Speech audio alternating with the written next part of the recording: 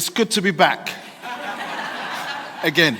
Back, 26 Leek Street. This place, this building, was a place I used to frequent quite a lot in my younger years. It was a boogie place, a place to dance and party. And I was talking to some of the security guards, and they said it's still the same thing. So I might be back here on Saturday.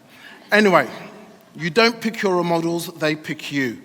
And what I'm going to talk about is my journey and how role models have shaped my life, influenced my life, and maybe have influenced some of your lives. And probably not my role models, but your own role models. But I'm going to start with my journey in terms of my home and how I grew up, etc., etc. So, are we all familiar with that film Home Alone? Yeah, great film. And kind of meant a lot to me growing up. So I'm just going to give you a bit of history. So my mother and father, both Nigerian, came to this country 64, 66, respectively, as immigrants. And me and my two sisters, one of my sisters is here, by the way, I'll give you a name check. We were born to her. So I was born in 68. And in that time, it was difficult for them to do what they wanted to do, how they wanted to do it. But what they did impose on us or instill in us was the idea of education and making yourself the best that you can be. So that was really interesting. So 10 years in, so they probably 64, 62, my mum and dad bought their first house in 72. And around 79, my dad decided, I've had enough of London, England. I've learned a lot. I'm going to go back home. I'm going to go and set up my own businesses in Nigeria. And he's going to take all of us with him. I was 10 years of age, and I said, don't think so, mate. Ain't happening. I want to stay here. I obviously didn't use that language, but, whatever I did say. And they agreed, somehow. They agreed to let me stay in London on my own. Now, let's go for it, I said. But I wasn't really on my own. I stayed in a family house, which is still our house today, where my mother stays. And in the house were what I thought my uncles and aunts' extended family. Years later, it found out to be they were students paying my mum and dad rent and keeping an eye on me. That will make sense to you a bit later. But I had my own bedroom, my own front room. But before then, I'd say between 4 and 10, my mother and father instilled in me a level of discipline that you probably might not recognize from Nigerian familyhoods. I probably knew how to cook, bathe, clothe, sweep the floor, do all the domestics to the nth degree by the time I was 5 or 6. My mum and dad each had 4 or 5 jobs each, which meant that they were out a lot. From 6 in the morning till 8, 9, 10 at night. They would come back in to make sure that the food was there, we eat it, we went to bed, but we were home alone most often. So I think when they made a decision or agreed for me to stay on my own, it wasn't too hard for them to do so. So you're thinking, what does that mean, staying on your own at the age of 10 in 1979? South London, which is where I was born and bred, Brixton, actually. And that's going to be important to the story, just because I wasn't the only home aloner. There are many other home aloners within our community who were, for whatever reason, left to their own devices. But I wasn't really left to my own devices. As I said, there's some people in the house, and they were the type of people that chose me to instill on me what they consider to be their vision, their values, which were important for me to be growing up with. So what does that mean in essence? And I don't know all the details, but I'm going to share with you some of the stories, is that, as I said, growing up, my mum would take me to Brixton Market, would take me to the various shops to buy our food and our produce. And from about 11, I used to meet a particular woman outside what is now called Kentucky Fried Chicken, but it wasn't back in those days, and that's an interesting story in itself. And she would give me £20, and with that £20, I'd go into the market, cornflakes, custard creams, my favourite, a chicken, bits of meat, some tomatoes, some oil, etc., etc., etc., and that was my staple diet for the week. What was interesting, though, is the shopkeepers would always wonder, was I there on the Friday, or the following Friday, or the Friday after that? And if I wasn't, would put out a feeler to that community, where's Bayo? Where's Ade? Where's this? Where's that? Because they knew that we weren't necessarily doing the things in a way that other families and other people were doing. So they were looking out for us. And they would be talking to us about, how are you cooking that? What oil are you using? What spices are you using? How long is that rice going to boil for? I noticed you didn't buy this last week, you didn't buy that the week before. I didn't think much of it. I just thought they were being nosy or just wanted to know whether I was cooking well. But in hindsight, what they were trying to instill in me was, we got your back, mate. And so therefore, we're going to hopefully shape how and what you're doing moving forward. So that was the easy stuff, buying stuff in the market, bringing it back home. But in terms of my personal development and growing up, I had to rely on other people. So in the household, as I said, there were some students.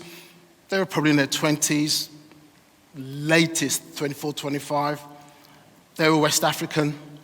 They were from all walks of life, doing all types of study. And there was me, going to school at 8:30, coming back about 6. Should have been 4:30, but you know how it is. Coming home, and they were wondering, is he eating well? Is he sleeping well? And they became my role models as well, in terms of behavior, in terms of understanding our community, what it meant to be a West African. Now, don't get me wrong, I didn't live completely on my own. I never saw my mum and sisters. Every Christmas, every summer, most Easters, I would fly back home. Some Christmases, some summers, my sisters would come to London with my mum or my dad. But in the interim, it was those people in that house, some people on my street, who looked out for me. Now, what I haven't said is that there are role models that are positive and there are role models that are negative. And I'm going to share some stories around the role models that I met in schools, the role models that I met on the streets, the role models I met in community places, and the role models I met socializing. And if anyone knows about the history of South London at that time, 1981 up until the 1990s, there were 3 riots on my manor in Brixton. I'll show my age now. Does anyone remember this? 3, 2, 1? So there's a TV show where a guy used to do that. But there was a shop called Rumbelows that did that. And in Rumbelows, you'd be sold a washing machine, a cooker, or a fridge. And you buy them for the price of 1 altogether. Now, the first riots, that shop got decimated, absolutely decimated. And a number of people I knew were involved in those riots. And some of those people were role models. Some of those people, and growing up, you had to be, where we grew up, part of a gang. It was simple. You couldn't walk the streets unless you were part of a gang. And some gangs were just a group of boys walking around, and girls. Some gangs were a group of boys and girls walking around doing not so good stuff. But you had to be part of it. But what some of those gang members did was work out, actually, Bayo's quite smart, isn't he? He might be destined to good places. If you think about what Sophia said in terms of her presentation, and what my dad and my mum instilled on me, was education, education, education. I had lofty dreams, lofty aspirations. But if I didn't follow certain role models, or if certain role models who chose me didn't say, nah, you're not coming out with us tonight, or no, you're not coming out with us to the Brixton riots, or no, you're not going to fence the stuff that we've got, or no, we're not going to sell you the stuff that we've got, I might not be here today. It's a simple fact. Some of my friends are still inside since that time. Some of my friends are dead since that time. Some of the role models I had are obviously out on the streets doing what they're doing. But what I'm trying to say to you is that often in life as you're growing up, you meet people and subconsciously or consciously, they take you under your wing. Subconsciously or consciously, they try to teach you the right path. Subconsciously or unconsciously, they act as your role model. Growing up, you've all probably said, who's your role model? People have asked you, who's your role model?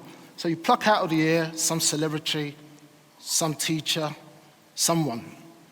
But if you think deeper about it and ask yourself, when you were growing up, when you were doing your thing, who did you look at? Who did you aspire to? And who did you look at and who did you not aspire to?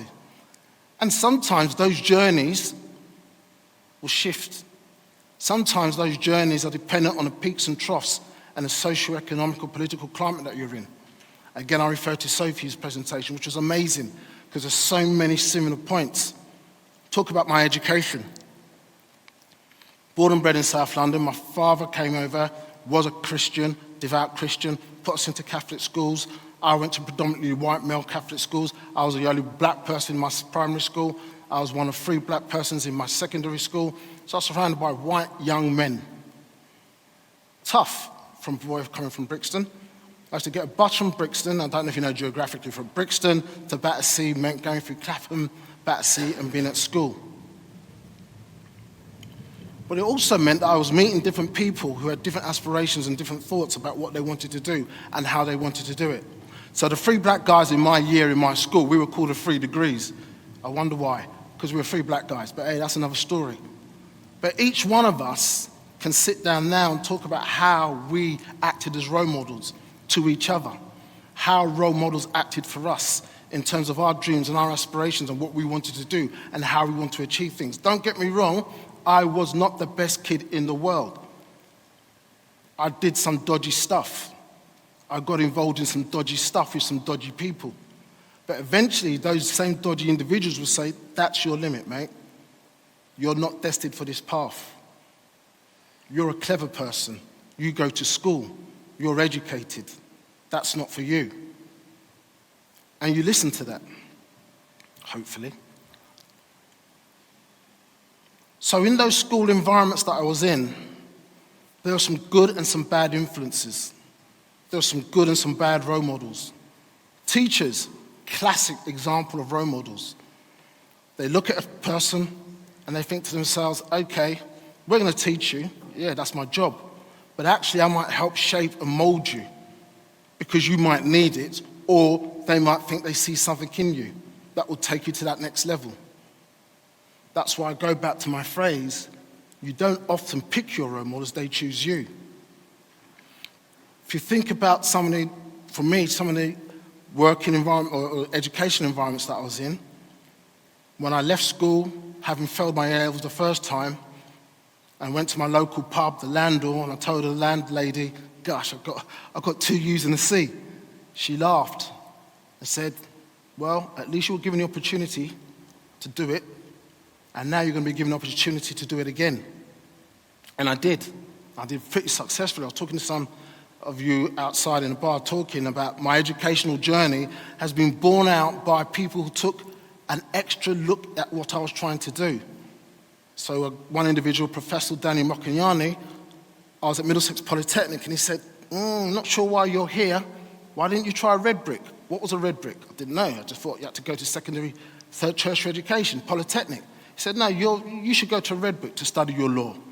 And I did. He put himself out to say to me, actually, Bayo, there are some things about you that are different to others, or more importantly, there are things that you want to do that you don't know about. I'll help you shape that. Very important. Because shaping in your life is one of the key aspects of your development and your growth. And you as an individual, or we as individuals, can't necessarily do that on our own. We need to be inspired, we need to engage, and we need to be part and parcel of people who want to help. But that journey doesn't necessarily happen only by those who want to help. It can also happen by those who don't want to help. And then you try to work out what is good and not good for you. So just recap, home alone, influences within the house, influences on the street, influences in terms of the communities I grew up with, people who took time out to look for me positively, people who took time out to look for me negatively, and then for me to make a choice. As my dad used to say, diversity is a given, inclusion is a choice. And where I wanted to be included, or who I wanted to be included in my life, was always going to be down to my choices. So what then happened after education? How did I survive between 11 and, 16, before my mother and my 2 sisters came back? Well, I think it put it down to how I was making those choices based on the role models that surrounded me, the role models that took time out to help shape me, the role models that took time out to show me a better way, the role models that took time out to say, this is good, this is not so good, what's your journey, what's your path? And it happened in the workplace as well. After graduating, finding that first job, not getting a job that I wanted to be, unlike Sophia, who's a successful lawyer, I wanted to be a lawyer. I didn't become a lawyer. I was too raw. I didn't have the airs and graces of being a lawyer. Such is life, move on. So I went into housing, social housing, 30 years of social housing. But along the line, along the way, I came across individuals who I looked at and thought, they're not failures, they're not mistakes. They haven't got what they've got, or wanted, shall I say, but they've got what they want. What that means is, on your journey in life, you're going to come through peaks and troughs, never smooth. But it's the role models that choose you that can help you navigate those peaks and troughs, that can help you navigate the rough and the smooth. And I've been so fortunate to realize that now. Undertaking this TEDx talk, reviewing what my life was between 11 and 18 or 16 on my jacks, has been cathartic, has opened up my mind to what was I doing, let's say on a Thursday evening at 6 o'clock, with no mummy and daddy to hold me, comfort me, cry with, or scold me. Who was looking out for me? How were they looking out for me? And that's been a very powerful part of my journey. Because without the role models in my life, particularly the good ones, dare I say I'd have been as successful as I am today. And then in terms of measuring your success, you're only going to compare it to some role models, aren't you? And so think about the role models you choose. And you are all role models. So think about the people you choose to be a role model to, and how you choose to be a role model to them. Because as I said, role modeling, and I deliberately didn't start with asking you the question, what is a role model? Role modeling is a choice. Role modeling is something that we do sometimes knowingly and unknowingly to our kids, to our friends, to our neighbors, to our foe. And for me, those that chose me put me in good stead, so that what I do my day job, be a coach, be a mentor, be a lecturer, I hopefully am putting across some positive aspects of being a role model. But I'm human. I'm going to come here next Saturday and get totally smashed. But I wouldn't tell everybody that, because that's not a positive role model. So, you don't pick your role models, or you can do if you're in a formative role modeling environment, but they often pick you. And as role models, and we all are in this room, think about how and what it is you can do to be a role model to your siblings, to your friends, to your neighbors, to your colleagues, and often to your foe too. Thank you.